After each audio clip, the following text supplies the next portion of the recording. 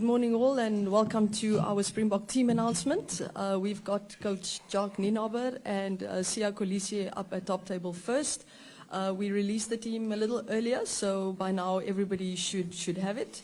And then also I'd just like to declare up front that you would have seen World Rugby announced, sent out a statement a little earlier today. For us, we've got a World Cup final coming up this weekend, and we'd like to keep the questions to that. SA Rugby is working on a statement that they will send out later today, so we'd like the focus to be on the Rugby World Cup final today. Thank you. Please raise your hands for questions. Morning, Jacques. I heard what Zina just said. I just need to ask you, are you relieved that you can actually concentrate on a game of rugby and not on a circus? Look, I must say we're fortunate in terms of the support and the legal team and everybody that worked behind the scenes. I mean, we were very shielded from it, to be honest. And where we stay on the Gulf estate over here, we're almost in our own little bubble. So for us, it was business as usual, and we just focused on rugby, and that was taken care of in the background.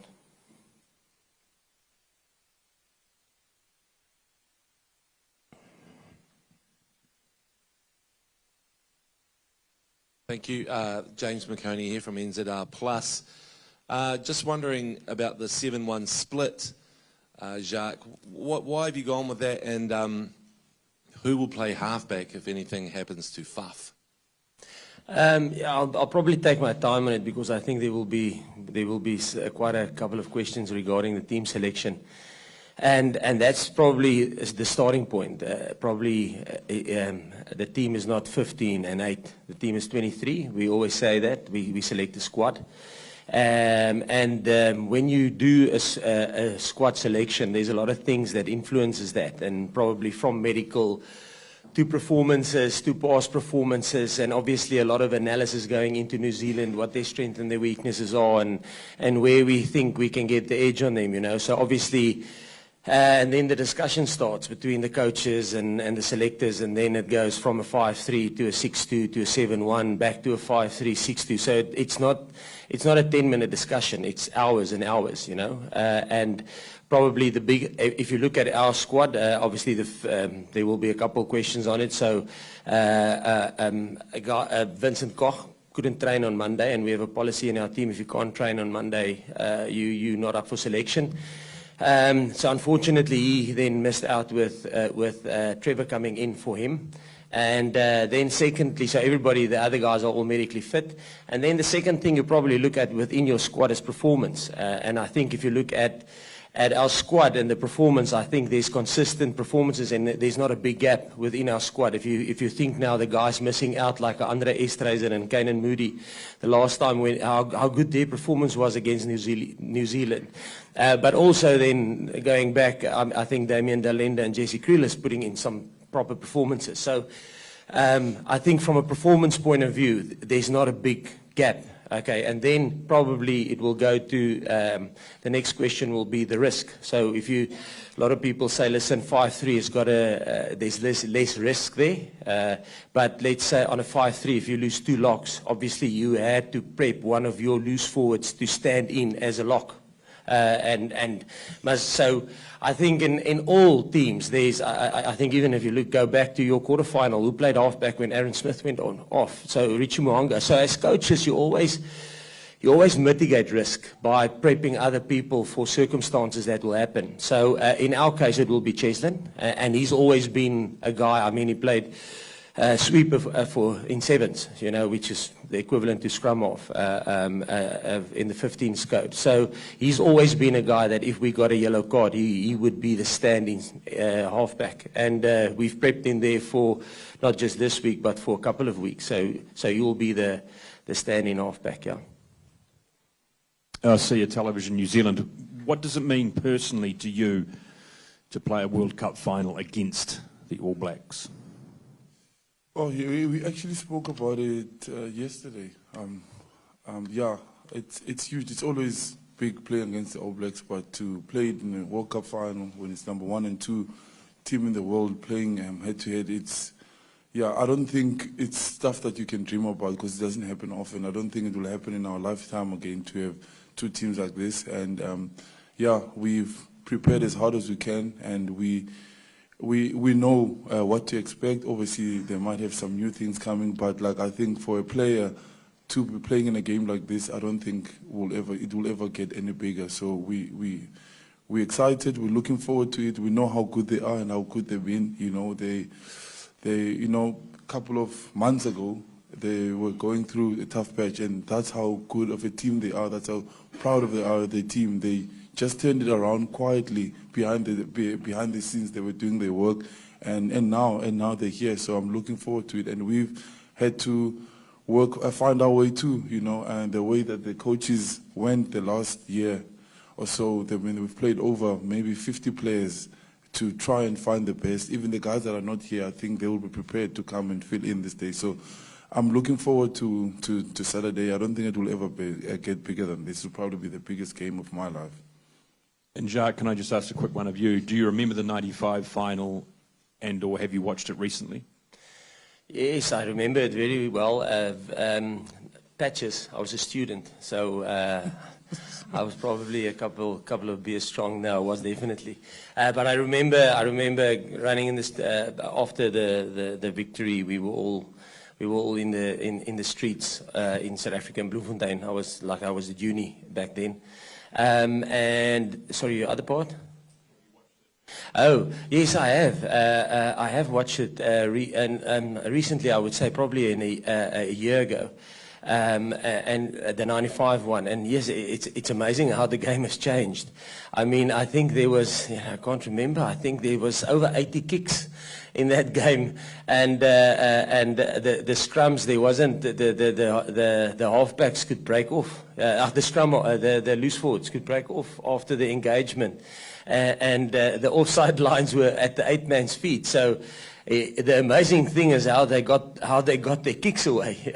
I thought, because the loose forwards, after they engaged, they were off. They didn't need to stay bound to the scrum, and then the back line was on the 8-man. So there wasn't 10 meters of space, and they played with a leather ball. And so it was that was quite amazing to see. Yeah. So now I watched it in terms of that, but.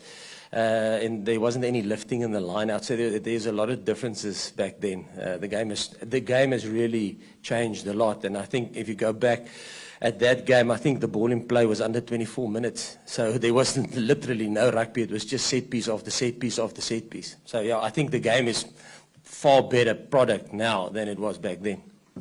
Not taking anything away, because that's just obviously there's a lot of technical stuff that comes into the game, and a lot of money, and it became professional after that.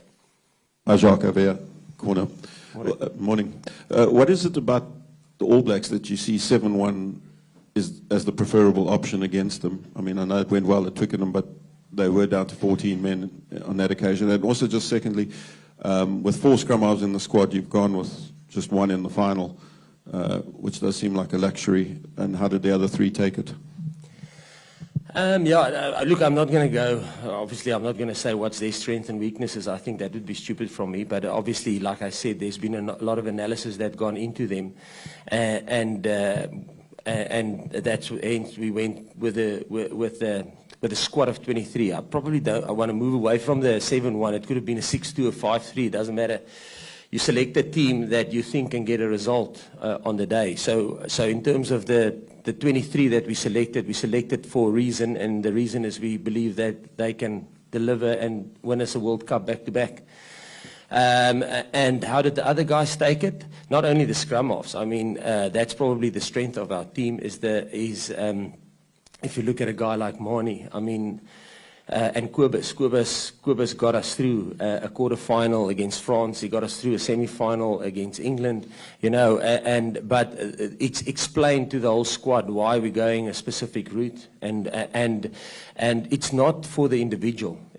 Remember, it's for South Africa, and even the selection that we do, we know look, there will be pressure on us if we don't deliver a result. It's always going to be like that. But with that at the back of our head, we know that this selection is for South Africa, and they take it like that. Listen, we believe, and after the explanations of why we did it the way, they know it's for South Africa. It's not for the person or the ego. You can't let that, and not that they have egos, but you can't think of the individual. You must think about South Africa and the Springboks. That's the most important. A question for both of you, please. I know you want to talk about the final, but Tom Curry and his family have been subjected to online abuse. I just wonder what you make of that, how that makes you feel. Yeah, it's definitely, especially for me, if it's a player, if it's a coach, if it's a referee, I obviously don't support that, and I obviously feel for him. And I have spoken to him. I sent him a message as soon as I saw that's going on, because it's somebody that I respect, that I've played with against for quite a while, and I've been through it too. When we can take it as players, when it comes to us directly, it's fine, but when it comes to your family, it's totally different, and that's exactly what he said to me. That it's really hard when the family is involved. So yeah, it's the one part of the game that we really don't enjoy. You know, we don't mind being criticized about how we play on the field and everything like that. You know, but when it comes personal, and you know, we've experienced it too. Kobo's family experienced it. They got death threats. You know, so we've been there. And as a rugby family, as much as we compete, we definitely do support each other when things like this. It doesn't matter whether you're opposition or not. So I feel for him and I feel for his family, and I hope, you know, obviously it stops, and I hope he was able to prepare as much as he could for the game that he's playing tomorrow. So yeah, I've let him know that we are supporting him and that we're thinking of him. I can't say anything better. I fully agree with Siya. Jacques, we looked at the weather, and you obviously have looked at the weather as well.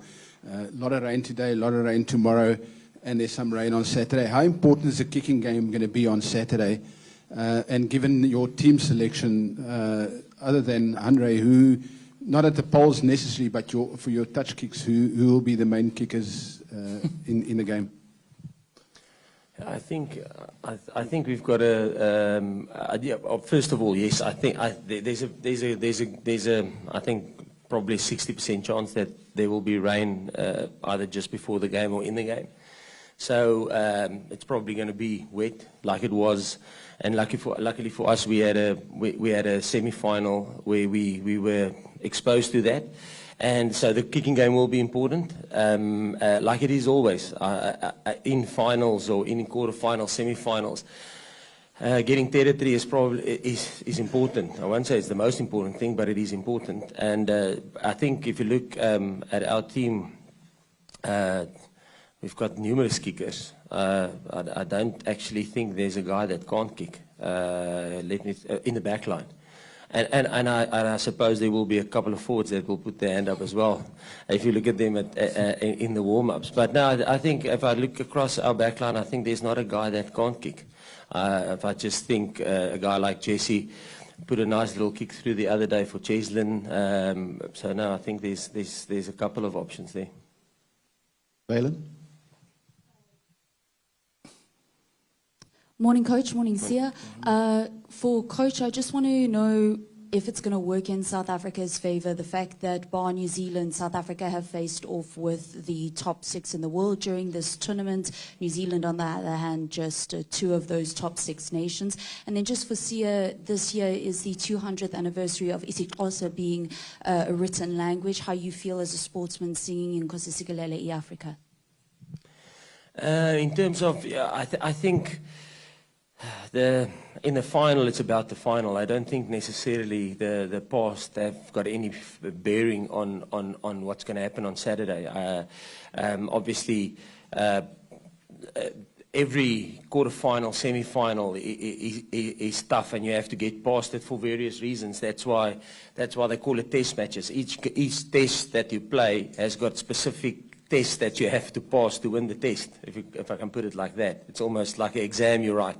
And I think The only thing that's probably going to help is the fact that you stuck through, and the character that you build within the team, going through tough matches, and that's probably the one thing we can fall back on, is that we were properly challenged in the games that the games that we've played, and we had to find a way. Like we had to find a way in the semi-final when we were 15-6 down with a scrum in our 22. You know, we had to find a way, and fair play to the players. They found a way, you know, and I think back at 2021, we lost our 100th test match against New Zealand. I think we were leading up to the 78th minute, and then Barrett kicked an incredible penalty from the left touchline to seal the game for them. It was a very tight game there.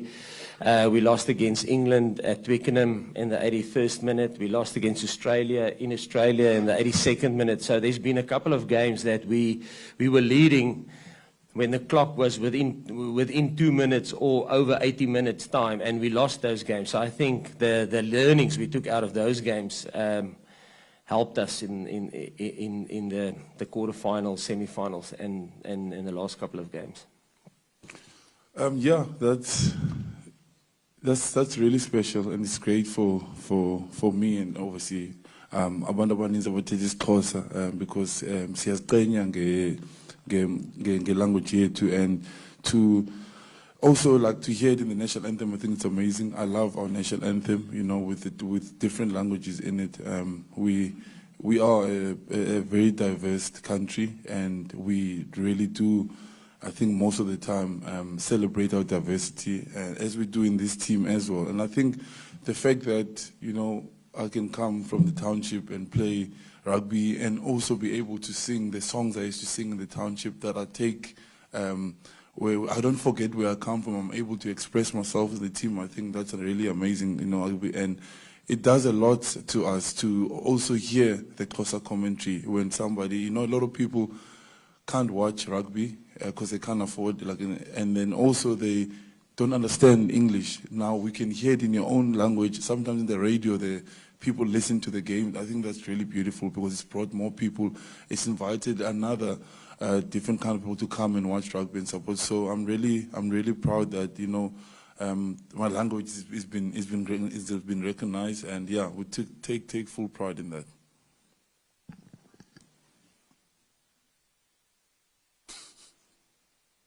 Morning, guys. Morning. Question for you, Jacques. On a number of occasions this year, you've told us about how the game, Springboks game, has evolved with Mani at fly-off. With him not in the squad for this game, do you think that can be interpreted as a betrayal of those things that you've advanced in your game? No, not necessarily. I think we still, obviously Andre was injured. That was the big reason why Mani had to step up, and fair play to him. He is a brilliant rugby player.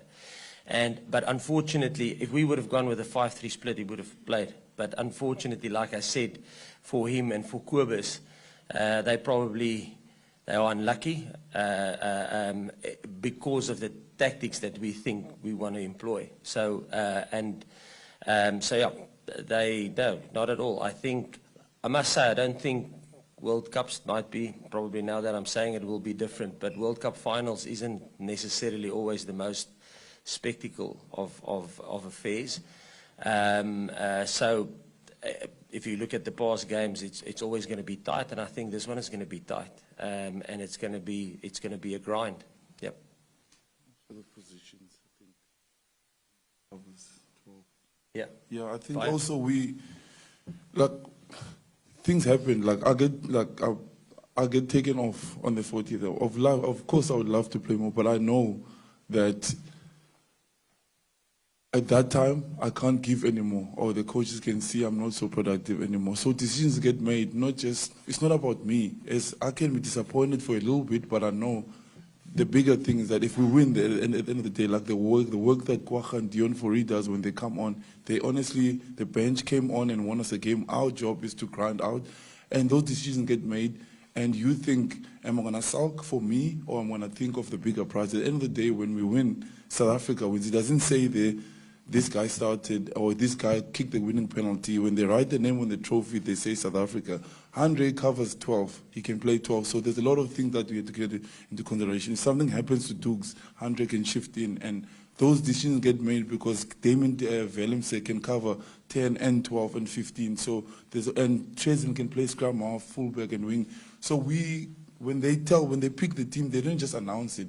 They explain to us all those situations. We have made peace with it. And it is difficult. I felt it. I've been here before where I've been part of the World Cup and I don't get picked. All I have to do is hold bags. And I think for a guy like Mani, he really wants to play. He was disappointed, but he became Richie Mohanga for the team and gave us the best pictures we could get because he knows at the end of the day that if he gives the best, and that's the role that he's asked to play for this specific game, as Andre had to do, as Marvin, Ori, who's been amazing for us. Everybody has a role to play, and that's just the role that he's chosen to play. And we'll give it everything, and we're not going to die wondering. It's a World Cup final.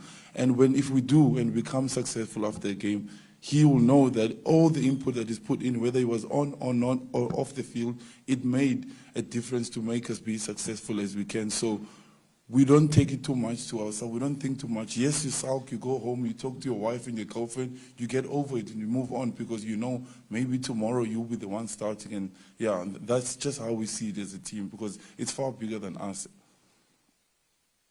Good morning, Jacques. Good morning, sir. Question for each of you guys. Jacques, we had a chat about this at the start of the Scotland game. You are finally in your last week as a Springbok coach. Just talk us through how you've processed this particular week, and that this is probably the last team announcement press conference in these colours that you're attending in the meantime. And for you, see, I mean, the All Black game in the Eastern Cape holds so much significance. Just building on Valen's question, what does it mean for you being from the Eastern Cape, playing against All Blacks when, especially from 1995 onwards, every other test match is rated highly, but the All Black test, the All Black Springbok test from our part of the world is the one that really matters? Yeah, in terms of how did I approach this weekend from being the last one, maybe. Yeah, you know what? It's funny. I went for a run this morning, and I was thinking about it. You know, in 2011, when I was in New Zealand with the Springboks in the World Cup, I thought I'm probably going to continue. And then Heineke went another route with John McFarlane, and they were very successful together. So, and then I thought, oh, okay, I had 7 games with the Springboks, and it was unbelievable. And then 2016, I got another opportunity with the Boks, but then I already signed with Munster, and so I only had 3 test matches with the Boks, and I thought when I left for Munster, okay, listen, that's it. I had 10 unbelievable test matches with the Springboks, and then we came back to 2018. The point there is, you actually don't know the future. And that's how I see it. I'm not emotional because I don't know if this is my last test match for the Boks or not. Because you can plan life as much as you want, but life has got its own way, and destiny has got its own way. So for me, I just focused on, I think, how you should approach the game. This is every day, any day can be your last day with a team. I just enjoyed every single minute of it, and just stay in the now, in the moment, and just enjoyed the players, because I think this group, like Siya said, this will probably never, no, not probably, this will never happen in our lifetime again. So rather thinking of maybe this might be the end, or it is the end or not, just stay in the moment and just enjoy it for what it is. It's probably the biggest occasion that we will ever be part of, and probably the biggest rugby game that there's ever been. 1 and 2 playing each other in a World Cup final, and whoever wins is going to be the first team to win, or country to win, 4 World Cups. So it's massive. It's all to gain. So that was my approach. I just stayed in the moment, because I have been twice I've been in positions where I thought this is the end. As I will never be here again, and look where we are now. Yeah, so that's how I approached it. Playing the All Blacks, I said earlier, it's always special. It's always a huge occasion. I mean, they've been one of the most successful teams in the world, and I think the game, obviously from '95, I think it's so special. I think I was 4 then. I didn't get to watch the game, but obviously seeing videos of it, and also the significance of the game is huge. I think it opened a lot of doors for me and many others, and I think it was an important game, not just for the Eastern Cape, I think for South Africa in general. It was a huge game, and that's why it's highly spoken about even this day. So it's going to be big regardless of what the previous game showed. This is it can't get bigger than this, and it will mean to South Africa a lot, as we've seen what's happening back at home. I'm sure you've seen all the videos that are coming through in the semi-finals, and it's just huge. I can't explain. I remember 2007 when I was standing in Sweden. I was talking to Eben on the field. I said the last time the Springboks played in a final in France, I was standing in a tavern in Sweden watching with people who don't know rugby. It's only because South Africa is playing that people just sat there and watched the game, and I never thought I would be here playing a final at the same place that I was watching John Smith lift the World Cup. So, yeah, this is the stuff that you don't dream about. Honestly, I would be lying if I said this was one of my dreams, to play in the World Cup final in France against the All Blacks.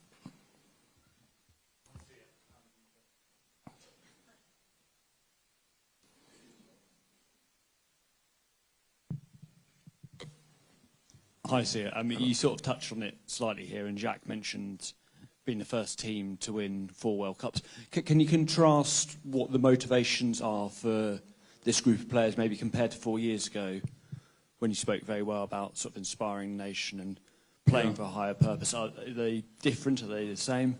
Yeah, I think 4 years ago, I think nobody probably would have expected us to be even in that position, because I think 2 years before we had just been given 50 points, you know, against the All Blacks, and a lot of people kind of didn't give us a chance. And you know, we were trying to get the respect back of the Springbok team, the name, and we were fighting because I think we were 5th or 6th in the world that time, and it was basically rugby focused until we go to the final, and when Coach Rassi spoke to us just before the final at the stadium, because he had seen what was happening back at home. We were in the country, we was in the middle of one of the biggest gender-based violence marches. There was xenophobia happening. There was a lot of bad happening in the country at that time. And when he saw that, and he saw Mampimpi play with one of the ladies that got killed at the post office, you know, and he realized that it actually means so much more to, we all play for different reasons as players. We've got different motivation. It's your family, it's someone that you've lost that you want to make proud. But the thing that brought us together was South Africa, and he looked at that and he saw, and that we started playing for so much more than, because we knew what we do on Saturday can control a mood of 62 million people plus. And then now, you know, we were able to achieve it then, and then now we see it each and every single day, and people tell us how they feel, and people send videos and tell us this is sometimes the only time they are happy about something is when we play. And also, for us, it's for someone that is in my position right now, where I was when I was a kid, for them to know, yes, that it's a season that they're going through. It's a tough time, but it is possible for them to get out of it. It's kids they'll come from farm areas that never thought it's possible, but now they see Peter Steph, you know, and it's guys that they see their life this way, that they want to go to this union. And a guy like Faf, he had to go to multiple unions. Cheslin had to leave South Africa to become a Springbok. So we represent all those kind of people, and that's what we focus on as a team, and that's our drive, and that's who we look to. You know, that's when you play or when you don't get selected, that you know it's for something far bigger than yourself. We'll take a last question on this top table, and then we'll bring in the players. Good morning, Siya. Good morning, Jacques. Morning. This one is for you, Jacques. You've been part of the EPD program before your time at the Springboks, and Rassi often says how important it was to him to be involved there. Can you just sum up what it was and how important it was for transformation? And is this Springboks team already capitalizing on it? Yeah, so for those who don't know, EPD programs is is the early player development program. So before I joined the Springboks, I was the high performance manager at SA Rugby, and the EPD programs. Rassie was the he was, what was his title then? He was general manager of rugby, and I was the high performance manager underneath him. And so yeah, the guys that, how can I put it, Damian Willemse was an EPD2 program when I started coaching him at SA schools, RG Snyman, Mani Libok, JC Kriel, Andre Pollard, Malcolm Marx, Thomas Etoy, they all guys that I've worked with since they were 17 in the EPD program. That's what probably makes it so special, you know. Even Siya was, Siya I met when he was at the Institute. He was under 19 at Western Province. Frans Malherbe, same. So a lot of the players that's currently in this group, and that's why I enjoyed the time with them. I just sat in the change room and we had a cool drink in the change room after one of the training sessions, just looking at the players, and I think, yes, I have a story of every single one. Oxnitsche, Villagers Rugby Club, first scrumming session, Michael Kumberai was there, and I remember, who's this guy from HTS Louis Botha? I can actually speak a little bit of Afrikaans, you know. If you think where he's from, I've got a story about every single one because of EPD, because when they were nothing, and when they were just dreaming to become Springboks, you start working with them, and you know what? Fair play to them, they haven't changed. They don't have egos now. Like Mani Libok, somebody asked about a guy like Mani, like Kobus. Okay, obviously he's a little bit older than them. But the same Mani that was 17 years old playing for the SA school side with Damian Willemse, they're the same people now. They haven't become big-headed. They don't have an ego. If they're not selected, like Siya said, they take it on the chin. They know that it's for South Africa, just like they did it back then. So yeah, it was special working in the EPD programs, and even with the women. Obviously, I had I coached the 7s in women's and the 15s, and so I had an unbelievable coaching pathway with that, teaching kids, or not kids, but school kids, developing them, see how they grow as persons, how they become fathers, how they become men. You know, it's unbelievable to be part of it, and that started way back in 2013, I think. So it's 10 years now. Yeah.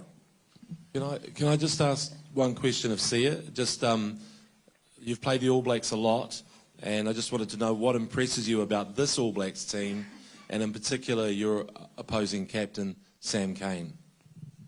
I think the fight that they've showed, I think, I know how hard New Zealand people and media can be towards them, because they expect so much from an All Blacks team, and I think they faced a lot of criticism, and I don't think a lot of people thought they would be playing in the World Cup final. The fight that they showed this year, I think it tells a lot about the team. You know, they could have just given up, you know, and just said, you know what, it's not our year. And they just took it and they kept on moving, and they were quiet about how they went this World Cup, to be honest. Not a lot of people were talking about them, but they were just moving, and now they're in the World Cup final. And Sam Cane, I think, you know, I know what an amazing player he is and what a good leader he is. And I think for me, for somebody that thought we'll never play a rugby game again, for him to fight through what he fight through. I was playing that game, and I remember Coach Rassie, went to go see him in hospital, and I remember speaking to him during then, and he had a lot of criticism too about how he's not playing well and everything. He found himself, and he's worked, and he just put his head down, and he led a Chiefs team who did amazingly well, and now he's here. And I think that when you can, you know, people always focus on what you do on the field. Some of the battles that you face off the field can take you to the next level, and I think I speak highly of him. I've known him for quite a long time. I respect him a lot, and I think what he's shown, the fight that he's shown off the field, and the way he's taken it on the field as well, now he's led the team, has really been amazing. With all the other leaders, obviously, around him, I think he's done